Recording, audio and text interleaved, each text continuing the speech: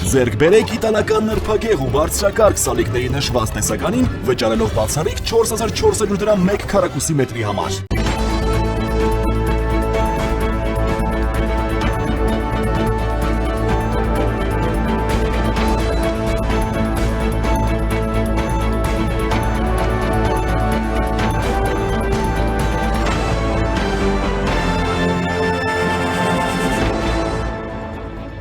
Վերջին օրերին Հայաստանի հասարակական քաղաքական կյանքում մեծ աղմուկ է բարձրացրել սրբազան շարժման ներկայացուցիչների ձերբակալությունը, որոնք մեղադրվում են ահաբեկչության, զանգվածային անկարգությունների եւ իշխանության բռնազավթման մեջ։ Երեկ կալանավայրից հայտարարություն է տարածել սրբազան շարժման առաջնորդ Բագրատ arczepiskopos Գալստանյանը, ստի եւ կեղծիքի վրա հիմնված ճարիքի իշխանությունը այլ կերպ չի կարող վարվել, քան հալածելը, լռեցնելը բոլոր նրանց, ովքեր ճշմարտության ու արդարության ճանապարհի մարտիկներն են, ում թանկ է հայրենիքը, սեփական պետությունն ու պատիվը։ Չկա ավելի բարձր եւ քաղցր երևույթ, քան հալածվելը հայրենիքի եւ պատվի համար։ Պատիվ է մեզ հանձնել այս ճանապարհը անկախ նրանից, թե ինչ որոշում կկայացնի դատարանը, մեր որոշումը մեկն է՝ մեր խոցված մոր մայր Հայաստանի ազատագրումը, մեր պատվի եւ ուրախության վերականգնումը։ Չտրտմեք, չընկճվեք, չկասկածեք եւ չտատամսեք։ Իր վերջին օրերն ապրող ճարիքը գլորվում է եւ մենք կերտելու ենք մեր կյանքի նոր արշալույսը։ Այո, հոգևոր Հայաստանը պետք է հաղթի այս նոր Հայաստանին, եռագույնը, սև ու սպիտակին։ Տաճարը փողոցին, քանի որ մեր երազներն ու իղձերը ավելին են, քան մեր կյանքի սահմանափակ թվով օրերը։ Ապրում եմ կյանքիս ամենաերջանիկ օրերը, քանզի հենց ինձ ու ձեզ է տրված իրականացնելու մեր տան կառուցման առաքելությունը, կյանքի կոչելու մեր ավետյաց երկրի տեսիլքը, մեր հաղթանակը այլընտրանք չունի, գրել է նա։ Միևնույն ժամանակ երեկ հայտնի դարձավ, որ եւս մեկ քրեական վարույթ է հարուցվել մեկ այլ ազդեցիկ հոգևորականի Շիրակի թեմի առաջնորդ Միքայել arczepiskopos Աչապահյանի նկատմամբ հեղաշրջման կոչի առթիվ քրեական վարույթը հարուցվել է քրեական օրենսգրքի 422-րդ հոդվածի 2-րդ մասով, որը ենթադրում է իշխանությունը զավթելուն, տարածքային ամբողջականությունը խախտելուն, ինքնիշխանությունից հրաժարվելուն կամ սահմանադրական կարգը բռնի տապալելուն ուղղված հրապարակային կոչեր անել։ Իդեպ, երեկ կալանավայրից հայտարարություն է տարածել նաև Տաշիր գրուպ ընկերությունների խմբի ղեկավար Սամվել Կարապետյանը։ Հայտարարության մեջ նշվում է Սամվել Կարապետյանի ապօրինի կալանավորման, դրա բողոքարկման խայտառակ ընթացքի, պետական մարմինների վարքագիծը ցանկացած անաչառ դիտորդի մոտ աներկբային դարձնում քաղաքական հետապնդման ակնհայտ եւ ուղիղ առկայությունը։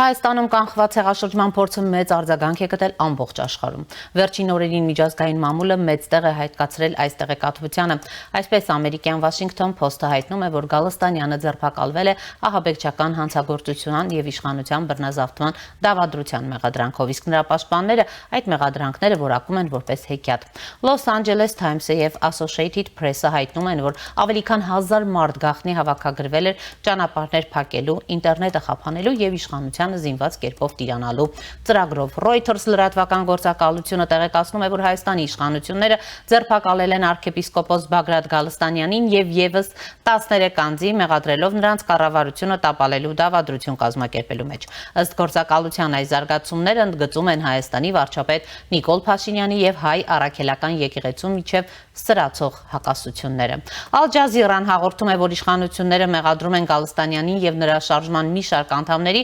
ահաբեկչական գործողություններ նախապատրաստելու եւ իշխանության զավթման փորձի մեջ։ Հետախուզական մարմինները հայտնել են, որ խմբավորումը հավաքագրել է մոտ 1000 մարդ, հիմնականում նախկին զինծառայողներ եւ ոստիկաններ։ Նրանք ըստ մեղադրանքի պատրաստվում էին փակել ճանապարհներ, անջատել ինտերնետը եւ գործել ուժի կիրառմամբ իշխանությունը զավթելու նպատակով։ Կատարվել են 90-ից ավելի խուզարկություններ, առգրավվել են զենքեր, պայթուցիկներ եւ համապատասխան սարքավորումներ։ Նշվում է նաեւ գաղտնի ձայնագրությունների հրապարակման մասին, որոնցում կարծես Գալստանյանը կոչ է անում ուժով ճնշել դիմադրությունը։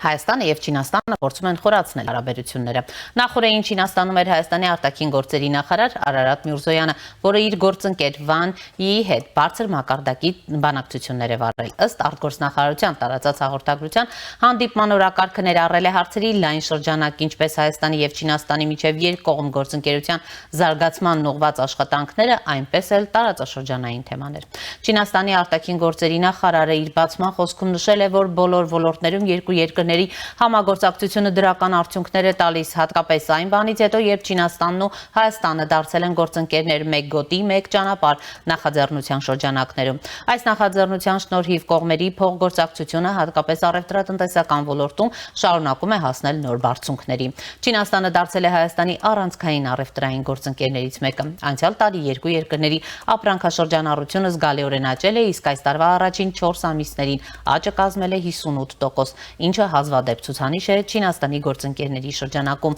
եւ խոսում է մեր համագործակցության հետագա զարգացման մեծ ներուժի մասին։ Պատրաստ ենք Հայաստանի հետ միասին ամրապնդել մեր բարեկամությունը, խորացնել վստահությունը եւ ընդլայնել համագործակցությունը ի նպաստ մեր երկու երկրների զարգացման։ Իր խոսքը եզրափակել է չինացի դիվանագետը։ Հայաստանի արտգործնախարար Արարատ Միրզոյանն է նշել, որ անցյալ տարի երկու երկրների միջև ապրանքային շրջանառությունը աճել է 700 միլիոն Միացյալ Նահանգների դոլարով եւ այս դինամիկայի լավ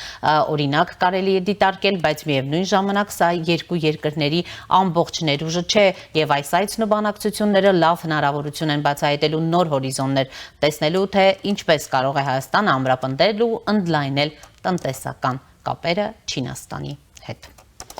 Եվ այս պահին առաջինի տաղավարում զրուցելու եմ քաղաքագետ Էդգար Առաքելյանի հետ։ Պարոն Առաքելյան, բարև ձեզ, շնորհակալ եմ հրավերելու համար։ Եվ այսպես, պարոն Առաքելյան, Հայաստանում ներքաղաքական կյանքը գնալով էլ ավելի է թեժանում, երեք թեև բոլորն ասում էին, որ իշխանությունը գրոհելու է վեհարան եւ այնտեղից դուրս է բերելու վեհապարին, դա տեղի չունեցավ, մինչդեռ տեսանք նրան աջակցողները ինչպես էին արդեն մայր աթոռում հավաքվել։ Ընդհանրապես ինչպես եք գնահատում, ես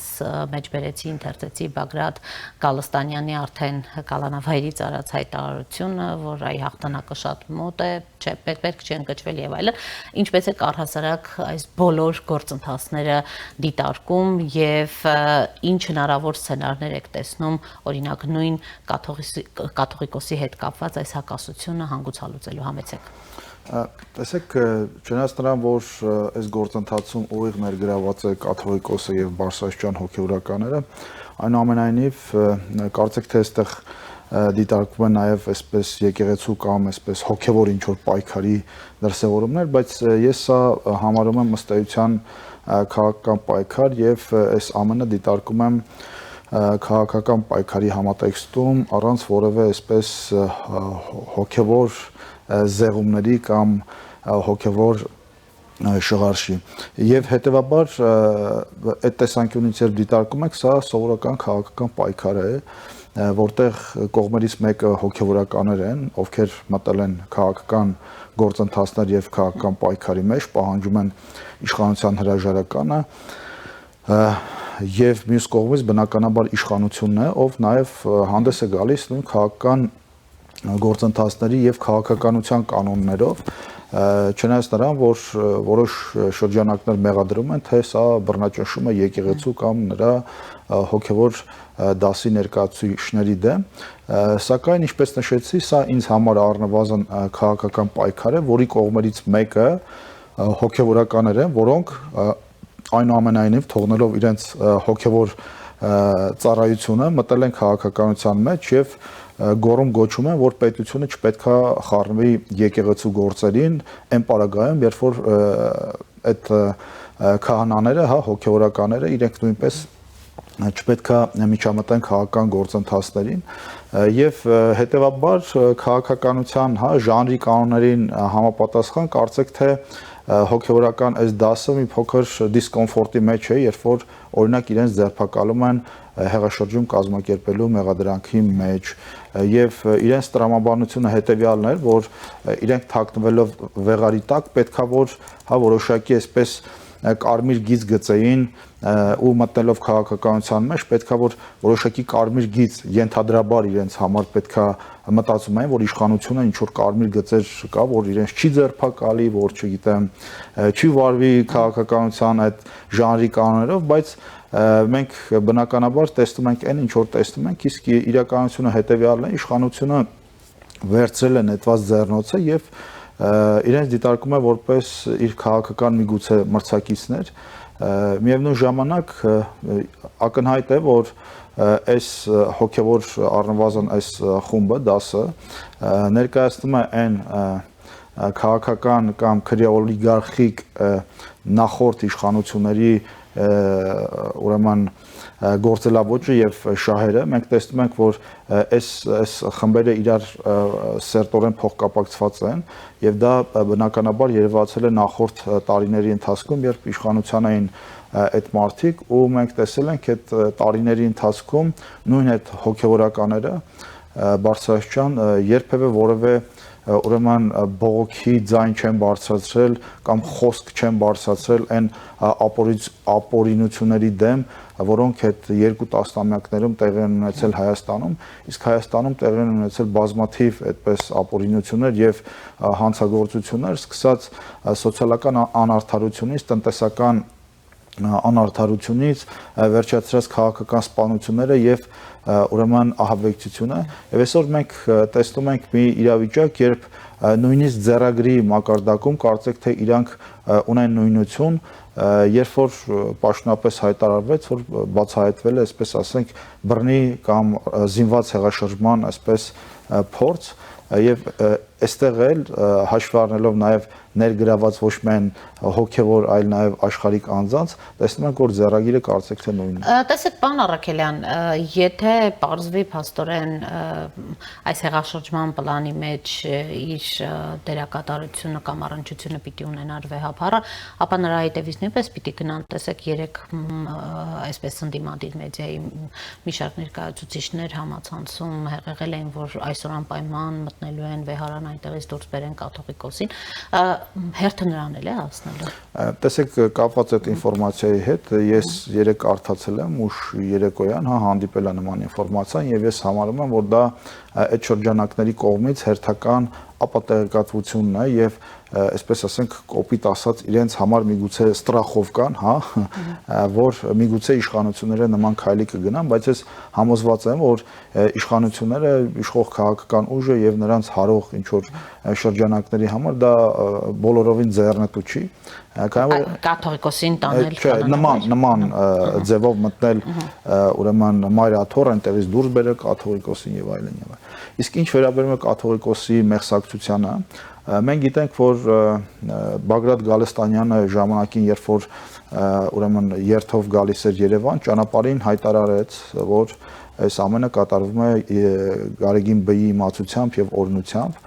Ես այն ժամանակ իմ հարցազրույցներում նշել եմ, որ Բագրատ Գալստանյանը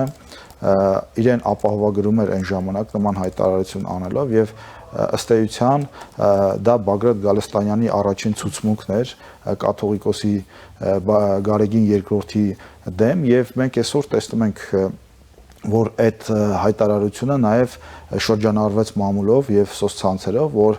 այնուամենայնիվ Գարեգին Բ-ն իմացել է, տեղյակ է եղել եւ միգուցե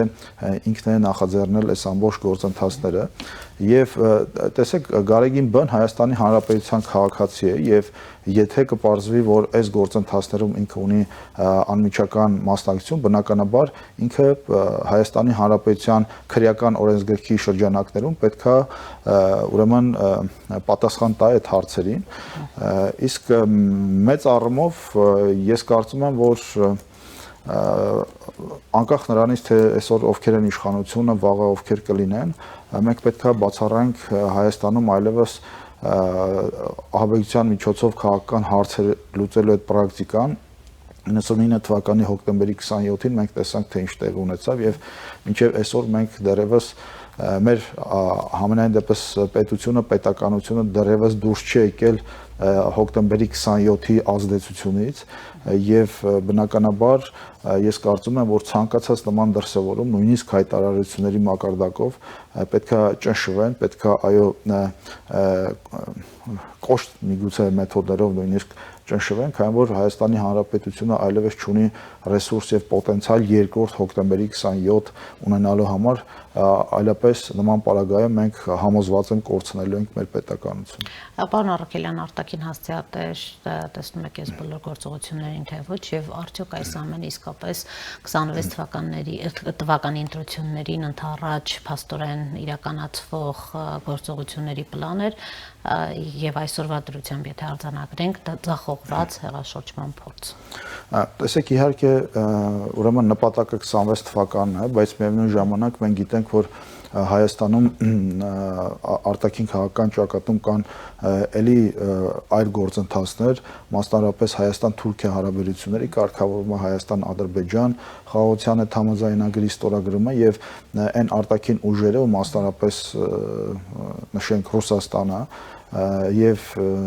իր կողմից սատարվող այսպես սատելիտ կամ ուրեմն պրոքսի ուժերը, քաղաքական ուժերը Հայաստանի Հանրապետությունում լծված են այդ գործընթացների տորպեդահարմանը եւ կասեցմանը, քանի որ շատ պարզ տրամաբանություն կա, եթե կարգավորվում են Հայաստանի Հանրապետության հարաբերությունները Թուրքիայի հետ, եթե կարգավորվում են Հայաստանի Հանրապետության հարաբերությունները Ադրբեջանի հետ, ապա Ռուսաստանի դերը մեր տարածաշրջանում խիստ նվազում է։ Նույն Հայաստանում նույն 102-րդ ռազմաբազայի դերը այլևս մեր տարածքում Հայաստանի Հանրապետությունում դերը այլևս խիստ նվազում է, չնայած ներկայումս ես համոզված եմ, որ 102-րդ ռազմաբազան ոչ այդքան ռազմական կառույց է, քանի որ համոզմունք ունեմ, որ ինչպես Արցախում, այնպես էլ եթե Աստված ոչ անի տեղի ունենա Թուրքիայից հարձակում Հայաստանի վրա, այդ 102-րդ ռազմաբազան որևէ բան չի անելու, առավել եւս երբ որ պոտենցիալով նույնիսկ այդ ռազմաբազան չի կարող ուրեմն ճնշել կամ արգելել թուրքական ներխուժումը Հայաստանի Հանրապետություն։ Այդ բազան քաղաքական նպատակներ ունի, քաղաքական ենթատեքստեր ունի եւ այսօր մենք նույնիսկ Գյումրիում տեսնում ենք, թե ինչպես են նրանք արդեն խառնվում կամ երևում Գյումրիի ուրեմն քաղաքապետի կողքին եւ ինչ որ փորձում են PR այսպես միջոցառումներ անել ցույց տալով, որ իրենք քաղաքի կողքին են եւ այլն։ Եվ հետեւաբար բնականաբար Ռուսաստանը իր պրոքսի քաղաքական ուժերով Հայաստանում փորձելու է ուրեմն կասեցնել Հայաստանի հարաբերությունները իր հարևանների հետ կամ այն գործընթացը, որը միտված է կարգավորել այդ հարաբերությունները Թուրքիայի ու Ադրբեջանի հետ, դա տասնամյակների քաղաքականությունը Ռուսաստանի կողմից, քանի որ ինչպես նշեցի, Ռուսաստանը թերևս տարածաշրջանում միակ երկիրն է, որը շահագրգռված չէ այս տարածաշրջանի խաղաղությամբ եւ կոնֆլիկտների վերջնական լուծմամբ։ Եվ նաև պրոքսի ուժերով ներքաղաքական ցնցումներ ու քաոս ստեղծել։ Ռուսաստանը ոչ միայն Հայաստանում, այլ մենք տեսնում ենք Արևելյան Եվրոպայում, նույնիսկ այսօր արդեն կենտրոնական Եվրոպայում, ինչպիսի ուրեմն հնարավորություններ ունի եւ ինչպիսի ուժերի հետ է հարաբերվում եւ նրա լծակներից կամ գործիքներից մեկը իր արտաքին քաղաքականությունը իրականացնելու նաեւ այդ պետությունների, այդ երկրների ներքին որոշակի ուժերն են, որոնք պրո-ռուսական կողմնորոշում ունեն, իսկ միգուցե խորը վերլուծության դեպքում միգուցե պարզվի, որ նրանք նույնիսկ կապեր ունեն ռուսական հատուկ ծառայությունների հետ եւ մեծ առումով նման կապերը նախկինում շատ դեպքերում բացահայտվել են, թե ֆինանսական կապերը, թե քաղաքական կապերը եւ վտանգները չեն չեզոքացվել, պարոն Առաքելյան։ Իհարկե վտանգները չեն չեզոքացվել եւ այստեղ բնականաբար իշխանություններին մեղադրելու այդ որոշակի մենք բաներ ունենք եւ դա առաջին հերթին հետեւյալն է, որ լավ իմանալով թե ովքեր են այս քաղաքական խմբակները, լավ իմանալով թե ինչ աշխարհակաղակական ուրեմն շահեր ունեն, իշխանությունները այս 6-7 տարիների ընթացքում իսկապես չկարողացան չեզոքացնել նրանց գործունեությունը, իսկ որ նման քաղաքական ուժերը պետքա իսկապես չեզոքացվեն Հայաստանի քաղաքական դաշտից, դա չափազանց կարևոր է, քանի որ տեսեք նույն խոսեցինք Եվրոպայից, նույն Գերմանիայում, նույն Ֆրանսիայում, նույն Ռումինիայում, հա, գործընթացներ տեղի ունեցան, որտեղ նման քաղաքական ուժերը, հա, ծայրահեղ այդ աճ քաղաքական ուժերը պրոռուսական փաստացի դուրս դրվեցին քաղաքական դաշտից, միտեղ ուրեմն արգելվեց նրան նախագահի տեխնացուի մասնակցությունը ընտրություններում մենք գիտենք Ֆրանսիայում Մարի Լեպենի գործը մենք գիտենք, այո, Գերմանիայում ուրեմն այլընտրանք Գերմանիայի կուսակցության հետ տեղ ունեցած գործընթացները եւ դա ըստ էության իրավական գործընթացներ է, այո, ես գալիս եի դրան եւ դա ըստ էության ժողովրդավարական գործընթաց է եւ չի նշանակում, որ օրինակ ժողովրդավարական երկրներում ծայրահեղական ուժերը, որոնք հակված են նույնիսկ ահաբեկչությունների, պետք է հղում արվի ժողովրդավարությանը եւ ասի, որ գիտեք, մենք չենք կարող բան անել, քանի որ ժողովրդավարական երկիր ենք եւ նման ուրեմն գործընթացների չեն կարող գնալ, ընդհակառակը մենք գիտենք պատմությունից, որ շատ ավտորիտար ռեժիմներ տարբեր երկրներում եկել են իշխանության հենց օգտագործելով ժողովրդավարական գործիքները եւ մենք դա պետքա թույլ չտանք, ավելին հաշվի առնելով նաեւ այս քաղաքական ուժերի նախկինում ահաբեկչությանը հակված լինելու տրամադրությունները, մենք գիտենք 90-ականներին դրոյի գործ է եղել, մենք գիտենք դաշնակցություն է փակվել կոնկրետ գործով, եւ հիմա կրկին այս շրջանակները, տեսեք, իրանք շատ դեպքերում ակնհայտորեն կոչեր են անում ահաբեկչությունների, կոչեր են անում սպանությունների, կոչեր են անում բռնի ռազմական հեղաշրջումների եւ այս քաղաքական ուժերի ու անհատների մոտ ահաբեկչությամբ ներքաղաքական հարցեր լուծելու մշակույթը այլևս արմատացած է եւ պետությունը այո այստեղ կարևոր գործ ունի անելու, քանի որ վտանգվելու է Հայաստանի Հանրապետության ազգային անվտանգությունը եւ քաղաքական անվտանգությունը։ Տեսեք, արդեն գիտեք, հերթը ասել է Շիրակի թեմի առաջնորդին, այդ մասին ես ասացի եւ փաստաբան արդեն տեղեկացրել է, որ առավոտյան մոտ 30 դիմակավորված անձիկներ խուժել են Շիրակի թեմի առաջնորդարան, ինչպես է այս հանգամանքը գնահատում, որովհետեւ նա երեք փորձել էր բարձաբանել, որ բնավել այսպես հեղաշրջման անկարգությունների կոչեր չի արել։ Շիրակի թեմի առաջնորդի հետ կապված, երբ մոտավորապես երևի տարի ու կես առաջ ինքը այդ հայտարարությունը արեց, ես նույնիսկ իմ հարցազրույցներում եւ նույնիսկ Facebook-ում գրառում էի արել, որ իրավապահ մարմինները պետք է անուշադրության չմատնեն նման հայտարարությունները, քանի որ գիտեք մեր հասարակության մեջ եւ ընդհանրապես ցանկացած հասարակության մեջ կան, այսպես ասած, օգտակար ապուշներ, ովքեր ողջևորվում են նման հայտարարություններից եւ որոնց անուղղակիորեն օգտագործում են նման շրջանակներ եւ հոկտեմբերի 27-ի դեպքը նաեւ օգտակար ապուշի որոշակի ցծուն օրինակ էր, երբ ինչ որ մի խելագար, ինչ որ մի ցնորամիտ գաղափարներով ուղղորդված, հա, այդ ուժերի ներկայացուցիչների կողմից անուղղակիորեն միգուցե ուղղորդված գնաց նման հանցագործության պետության ու պետականության դեմ եւ հետեւաբար նման հայտարարություններն պետք է ուշադրություն դարձնել առավել եւս երբ որ դրա մասին խոսում է Բարսաշյան, կլինի նախկին պաշտոնյա, կլինի հոգեվորական, կլինի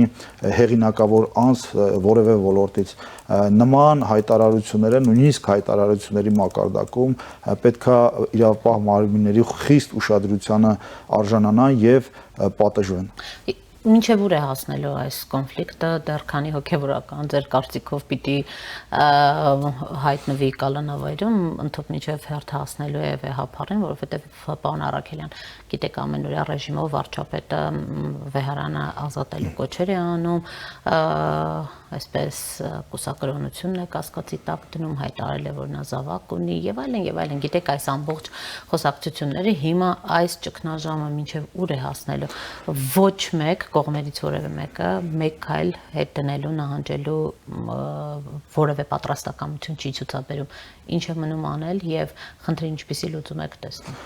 Գիտեք, մենք ըստ էության բախվել ենք մեր իրականության, հայկական իրականության շատ խորը այսպես թաքցված, հա, խնդիրների հետ, որոնք տարիների ընթացքում քողարկվել են, մենք ցույց ենք տվել, թե մեզ մոտ ամեն ինչ կարգին է, սկսած թե բանակից, թե պետության կառուցվածքից, թե հասարակության տրամադրություններից ու այդ թվում նաև եկեղեցու հետ կապված, մենք այդ խնդիրները այսպես շղարշի տակ ենք փակել, 7 փակի տակ պահել ենք եւ ասել ենք, որ ոչ մի բան տեղի չունենում։ Եկեղեցու խնդիրները նաև եկեղեցու խնդիրները, ես խոսում եմ մեր հասարակության, պետության ու սոցիալական ըստեյության բոլոր ինստիտուտների ու ամենակարևոր ինստիտուտի եկեղեցու մասին, եւ այսօր կարծեք թե մեր մոտ կոտրվում է Պանդորայի արկղը բացվել է, կոտրվում են որոշակի տաբուներ եւ իդեպ ին վերլուծությամբ հենց Հայաստանի Հանրապետության վարչապետը իր միգուցե սուր, միգուցե շատերի կողմից ոչ կոռեկտ մեկնաբանվող այդ հայտարարություններով միգուցե նաև մեր հասարակության մեջ կոտրում է այդ կարծրատիպերը, այդ բացում է այդ Պանդորայի արկղը, որը մի օր պետքա բացվեր։ Ինչու հիմա, լավ, պարոն Առաքելյան։ Հիմա որովհետև խնդիրները կային նաև 7 տարի առաջ։ Հիմա որովհետև դա նաև փոխկապակցված է որոշակի քաղաքական գործընթացների հետ, այն պահից, երբ որ այդ փակի տակ պահված եկեղեցին մտավ քաղաքականության մեջ եւ ըստ էության նաեւ ձեռնոցն է տես քաղաքական իշխանությանը, այդ պահից քաղաքականության կանոնների համաձայն իշխանությունը վերցրեց այդ ձեռնոցը եւ այլևս որպես քաղաքական հակառակորդի ես դիտարկում եմ սա կրկնեմ էլի, որ քաղաքական համատեքստում եմ դիտարկում ոչ թե եկեղեցի պետություն հակամարտություն, այլ եկեղեցու որոշակի հոգևոր խավի հակասությունը, հակամարտությունը պետության քաղաքական իշխանության հետ եւ խաղի այդ կանոններով այլևս իշխանությունը որոշեց, որ ժամանակն է այլևս բացել այդ Պանդորայի արկղը եւ հասարակությանը ցույց տալ այլևս այնտեղ թաքնված վարքերը եւ բարքերը ես կարծում եմ որ այո գործընթացը երկար կշարունակվի գործընթացը խառնված է քաղաքական այսպես ենթատեքստերով այո նպատակը նաեւ 2026 թվականն է բայց ես կարծում եմ որ առաջիկայում ելի մենք կտեսնենք շատ որոշ հոգեվորականների հետ կապված շատ ավելի այսպես ուրեմն ակնհայտ հայտարարություններ եւ միգուցե ձայնագրություններ, ինչը կարծում եմ էլի մեր հասարակության մեջ մեծացնելու է հարցերը մեր եկեղեցու ներսում բարեփոխումների եւ մեծ առումով ես կարծում եմ որ այո որքան էլ եկեղեցին անկախ պետությունից սա հայ ժողովրդի ստեղծած հոգևոր մշակութային արժեքն է, ժառանգությունն է, իսկ Հայաստանի Հանրապետությունը նույնպես հայ ժողովրդի ստեղծած քաղաքական ամենաբարձր ինստիտուտն է եւ կարծում եմ այս քաղաքական ինստիտուտի միջոցով նաև մեր ժողովուրդը պետքա որոշակի մասնակցություն ունենա, իսկ եկեղեցին էլ չպետքա լինի այդպիսի փակ կառույց եւ իր գործունեության հետ կապված պետքա հաշվետու լինի նույն այդ հասարակությանը, նույն այն հոտին։ Պարոն Առաքելյան, իսկ դուք կարծում եք, որ մեզ նոր վեհապար է պետք։ Այո, ես կարծում եմ եւ դրա ժամանակը վաղուց հասունացված է ոչ միայն նոր վեհապար, այլ նաև նոր հոգևոր խորհուրդ մարդիկ ովքեր կգան եւ կիրականացնեն մեր եկեղեցում լուրջ բարեփոխումներ, իսկ այն որ այնտեղ կա բարեփոխումների լուրջ խնդիր դա ակնհայտ է եւ կարծում եմ որ դա ոչ միայն վերջին տասնամյակների միգուցե նույնիսկ դարերից եկած որոշակի խնդիրներ կան, որոնք նոր ժամանակներում պետքա կարգավորումներ ստանան։ Մենք պատմականորեն տեսել ենք տարբեր ժամանակներում մեր եկեղեցին որոշակի կարգավորումների գնացել է եւ ես կարծում եմ սա այն պատմական ժամանակահատվածն է, որ եկեղեցին էլ պետքա գնա բարեփոխումների։ Ընդդիմությունը պնդում է, որ սա կոնկրետ քաղաքական ռեպրեսիաների տարբերակ է ընտրել այս իշխանությունը, դրա մասին խոսում է նաև իդեպ հայ հեղափոխական դաշնակցությունը։ Դե քանի որ այդ ուժերն են ներգրաված այս ամբողջ գործընթացներում, կներեք, եթե օրինակ, չգիտեմ, Նայիրի Հունանյանը ժամանակին փախուստի դիմեր եւ հիմա վերադառնար ու հարեր էլի դաշնակցության շարքերը ու Նայիրի Հունանյանին բռնեին ու կալանավորեին, ես համոզված եմ նույն դաշնակցությունը էլի կխոսի ռեպրեսիաների մասին։ Սա իհարկե աբսուրդ է եւ բնականաբար փորձում են արդարացնել այն գործողությունները, որոնք արել են եւ փորձում էին անել։ Բոլորս գիտենք, որ ուրեմն Բաղրամյան փողոցում բեմականացվում էին, չգիտեմ, սպանության դեպքերով ինչ որ բեմադրություններ, ներկայացումներ, այսինքն սա մեր հասարակության այն որ նշեցի օգտակար ապուշների գիտակցության վրա ազդելու ամենաէֆեկտիվ մեթոդներն են, երբ որ ուղիղ չես ուրեմն մասնակցում միգուցե ահաբեկչությանը, բայց դու քո ուրեմն գործողություններով, խոսքով ուղղորդում ես ահաբեկիչներին կամ պոտենցիալ ահաբեկիչներին կամ մարդիկ, ովքեր միգուցե անկեղծ դժգոհություններ ունեն ծայրահեղական պատկերացումներ, այդ մարդիկ մի օր կարող է զենք վերցնեն եւ իրականացնեն այդ ըհաբեկչությունը։ Տեսեք, միջազգային մամուլը նույնպես անդրադարձել էր, ես ներկայացրի Associated Press-ի, Los Angeles Times-ի ըստ էության գնահատականներ, ընդհանուր առմամբ միջազգային արձագանքը ինչպես եք գնահատում։ Դե ես կարծում եմ, որ սա միջազգային մամուլի համար այսպես էլի օրիգինալ մի իրավիճակ է, top թեմա է, քանի որ հաճախ չի պատահում, երբ որ որևէ երկրի հոգևոր ներկայացուցիչները ներգրավում են քաղաքականության մեջ եւ ավելին փորձում են ռազմական հեղաշրջում իրականացնել, սա բնականաբար միջազգային մամուլի համար հետաքրքիր թեմա է, բայց միևնույն ժամանակ ցավալիորեն այստեղ նաեւ անկախ նրանից թե իրենք ինչպես են դիտարկում այս հարցը, իհարկե իրենք բնականաբար խորությամբ այդքան էլ չեն ուրեմն ներգրավում խնդրի էության մեջ, այստեղ էլի տուժում է հայ առաքելական եկեղեցու հենց ինստիտուտի հեղինակությունը միջազգային այսպես մամուլում եւ միջազգային հանրային կարծիքում ցավալիորեն, բայց իշխանության հեղինակությունը Գիտեք, ես Եվրանյուզի վրա չէի ցանկանա շատ կենտրոնանալ, քանի որ մենք գիտենք, որ Եվրանյուզը ունի որոշակի ուրեմն կապեր, ոչ թե որոշակի Եվրանյուզի որոշակի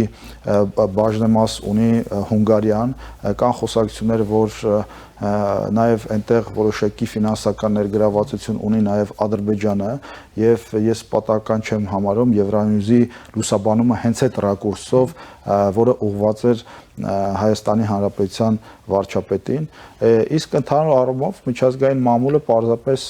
ներկայացրել է իրավիճակը, կարծեք թե առանց սուբյեկտիվ մեկնաբանությունների, եթե կտրվում ենք Եվրանյուզի այդ վերնագրից։ Լավ, պարոն Առաքելյան, հանգուցալուծում չեք ասում, ինչպես եք տեսնում ի վերջո։ Նշում եք, որ հասարակության մեջ օգտակար ապուշներ կան, որոնք այդ հայտարարություններից կարող է լրջորեն օգտվեն, լրջորեն քայլեր ձեռնարկեն։ Հիմա ունենք մի իրավիճակ, այս իրավիճակի ինչպիսի հանգուցալուծում պիտի ունենանք, հա, ի վերջո բոլոր հոգևորականներին տանում ենք զրկենք ազատությունից, բայց դա խնդրի լուծում չէ։ Ինչպես ենք խնդիրը լուծում։ Տեսեք, խնդիրը իր հիմքում քաղաքական է եւ բնականաբար խնդրի հետ սա էլ դառնա ընտրությունների հիմնական բանը 26 թվականի խնդրի հիմնական լուծումը կլինի 2026 թվականի ընտրությունները, բայց մինչեւ այդ բնականաբար ուրեմն կակտիվանան էլի տարբեր քաղաքական խմբեր եւ անհատներ, իսկ կապված եկեղեցու հետ ես կարծում եմ, որ սա միգուցե ոչ լավ առիթն էր, բայց լավ հնարավորություն է եկեղեցու ինքնամաքրման համար։ Վերջի վերջո ուրեմն կտրվենք այն հանգամանքից, թե ով է ասում օրինակ, որ Գարեգին երկրորդը խախտել է կուսակրոնության ուխտը,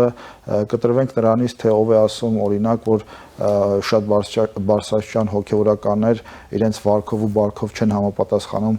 հոգևորականի բարձր կոչմանը, բարձրացվել են հարցեր, գիտեք իմ համար հետաքրքիր հետևյալն է, օրինակ շատ լրատվամիջոցների ներկայացուցիչներ երբ հանդիպում են բարձրաստիճան հոգևորականներին, այդ հարցը ուղիղ չեն տալիս կամ չեն փորձում ուրեմն ստանալ այդ հարցի պատասխանը, այնուամենայնիվ այն մեղադրանքները, որոնք հնչեցվել են, իրական են, թե իրականությանը չեն համապատասխանում։ Տեսեք, ստեղծվել է մի հատ այսպես ուրեմն գիծ կամ փորձում են մի հատ այսպես գիծ գծել եւ ասել, գիտեք, դա եկեղեցու եւ հոգեվորականների գործն է,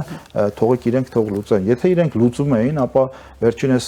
առնվազն 20 տարիների ընթացքում դրանք կլուծեին, բայց մենք այս վերջին 20 տարիների ընթացքում տեսել ենք, որ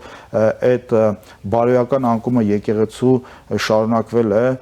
Կճոյանների դեմքով, չգիտեմ, Գալստանյանների դեմքով եւ այլ շատ հոգեվորականների, որոնք հայ առաքելական եկեղեցուն հարիր չեն եւ հետեւաբար ինչ որ մի պահից պետքա միգուցե միջամտել պետությունը, միգուցե միջամտի հասարակությունը, որպեսզի այդ մեր նաև ինքնությունը ներկայացնող հոգևոր մշակութային ժառանգությունը ինստիտուտը այլևս չվարկաբեկվի եւ ծառայի իր բուն նպատակին։ Իսկ մնացած գործընթացները իհարկե շուտ չեն լուծվելու այս խնդիրները, նկատի ունեմ 26 թվականի ընտրություններին խմորվելու են։ Ես կարծում եմ մենք առաջիկայում շատ ավելի այսպես թեժ իրավիճակների կհանդիպենք։ Մասնավորապես ինչ նկատի ունեմ։ Նկատի ունեմ եւ եկեղեցի պետություն, եկեղեցու հոգևորականների եւ իշխանության ներկայացուցիչների եւ մեծ առումով նաեւ տարբեր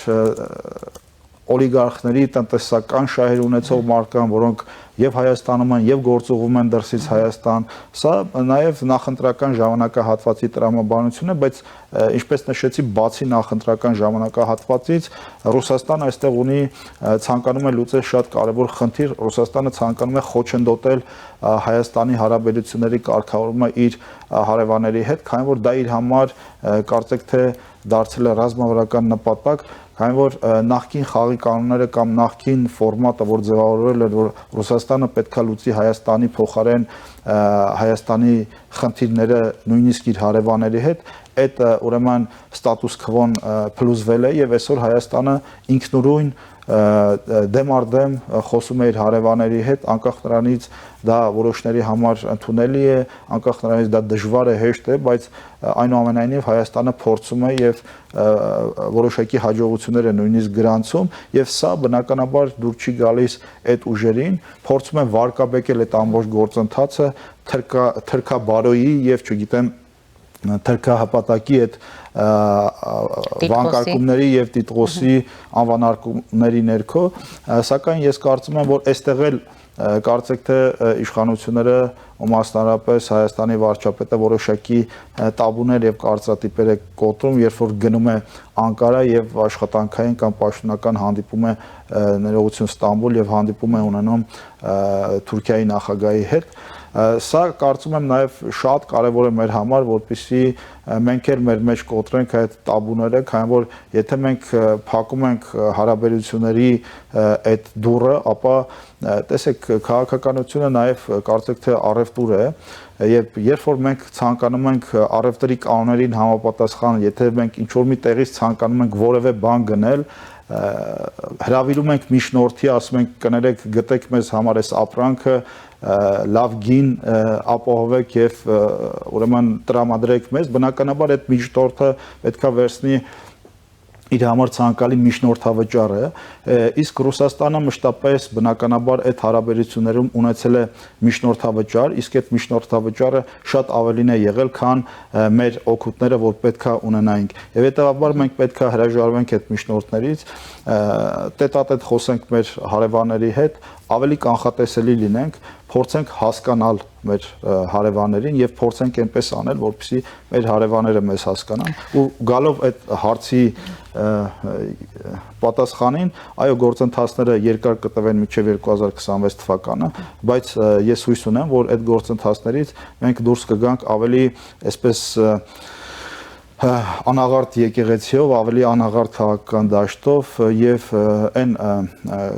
նախկին քրեա օլիգարխիկ տարերը, ովքեր այսօր միգուցե նաեւ փորձեր են կատարում Հայաստանում այլ ճանապարհներով հեղաշրջումներ անել, այդ մարդիկ եւ նրանց հարող քաղաքական ուժերը այլևս դուրս կգտնվեն քաղաքական դաշտից ու գործընթացներից։ Պարոն Առաքելյան, գանք մի կարևոր իրադարձության եւս, տեսեք նախորդին Չինաստանում էր Հայաստանի արտաքին գործերի նախարար Արարատ Միրզոյանը,